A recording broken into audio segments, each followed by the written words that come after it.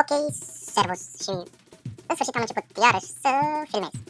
Da, am fost o perioadă cam offline, cum s-ar zice, pentru că tot am avut probleme cu laptopul, cel vechi mi s-a stricat, am așteptat să-mi cumpăr altul, acum am cumpărat altul, iarăși s-a defectat și ăsta, o lună asta l-a reparat și l-am dus înapoi acasă de acum câteva săptămâni, dar n-am filmat pentru că n-am avut chef și acum am decis să filmez și am decis să filmez jocul care mă jucam când aveam 9 sau 8 ani, mă jucam acest joc și mi-am amintit de el fix acum, se numește Pamplona, normal din română, cum se scrie, cum vedeți la site, Fuga Toreadorului, nu știu, dar eu îl știu după numele de Pamplona și fugi de un taur, deci e foarte mișto jocul, hai să văd mai știu cum se joacă, parcă erau pe butoane, adică pe săgeți, așa și, nu știu, așa, și pe space, da, mai mult doar butoanele, pentru că și pe butoane sari și pe space tot sari, opa, a lumea aia te încetinește, e ca naiba, nu, așa, nu, așa sari, deci acest joc pentru mine în copilărie era un joc extraordinar, plecați mă, dar de ce naiba tot mergem în lag, nu înțeleg, adică mă, când filmez, merge în lag, dar nu înțeleg și am laptop destul de bun în pula mea, așa, sari Pamplona.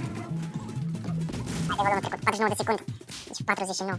Și mai era, sunt niște levele aici care îmi amintesc 2 sau 3 dintre ele, 2 cred, știu, nu 3, știu că unul e ăla de Germania, sau ăsta alt, nu mai știu care, știu că fuge o femeie cu 2 beri după tine și la celălalt fuge unul din Moscova, un rus. Stai să vedem asta, da, la asta fuge aia cu berea după mine. Și nu știu de ce aș fugi de aia.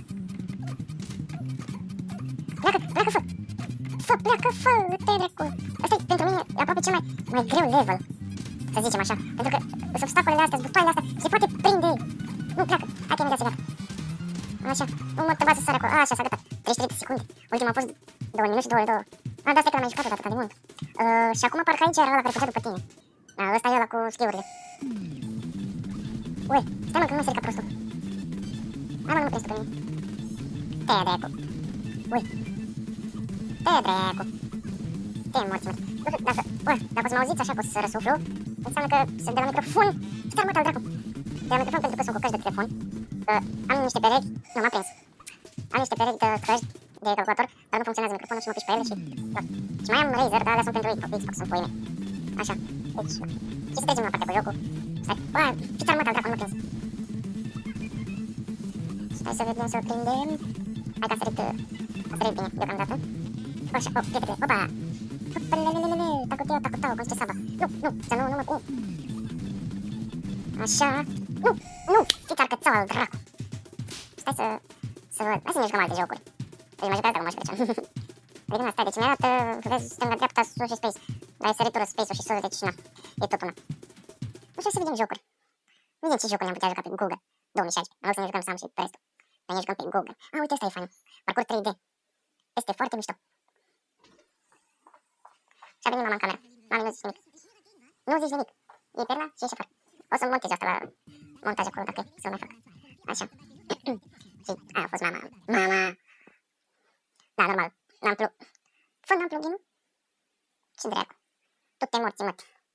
Da, nu știu, stai să vedem câte minute am filmat. 6 minute, eu zic că e de ajuns. Și, na, ce să zic, data viitoare vom face o altă serie de jocuri, vom vedea sau lăsați în comentarii acolo niște jocuri să facem, poate facem împreună. Și, na, nu uitați să dați like, subscribe, share. Și cam acesta am fost eu, sau Bactaviș, sau după numele meu, Cătălin sau Cătă, este egal, cum vreți să ziceți. Deci cam acesta a fost episodul pe ziua de azi. Adică pe ziua de azi. Pe câteva ore, că vom face altul, dar îl vom posta în altă zi și asta e. Deci, până data viitoare, vă salut cu toată stima și am să vă dați și canalul Dizo, adică Dizomania lui Artec, pentru că este un youtuber bun. Adică am să fac acum imediat, am să fac un video cu canalul lui, nu știu, cât vă uitați la canalul meu și asta puteți intra la el pe link, adică la el pe canal, vă las acolo linkul, descriere ceva normal și dați și voi un subscribe, îl ajutăm pe Artec pentru că este Dizomanul nostru și, na, după părerea mea face niște clipuri bune. Hai că ne vedem în următorul video cu canalul lui Artec, Dizomania la putere. Am intrat și în antivirus. Pace!